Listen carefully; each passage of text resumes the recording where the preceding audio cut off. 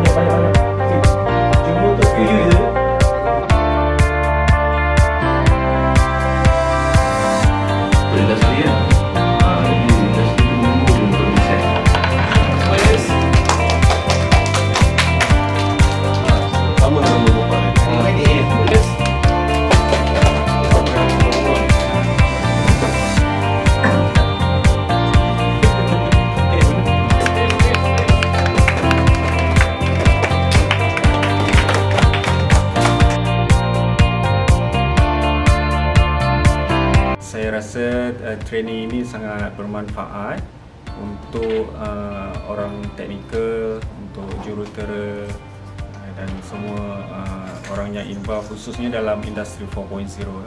Kami telah belajar banyak berkenaan IoT khususnya.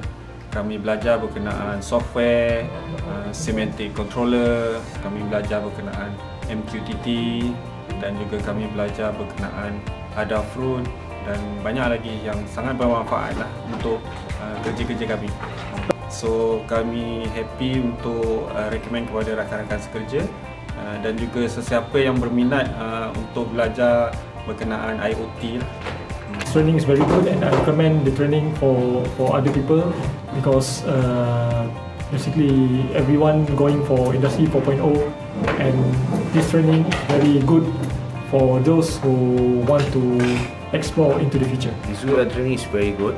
It's helped me to know a new pillars of industry 4.0.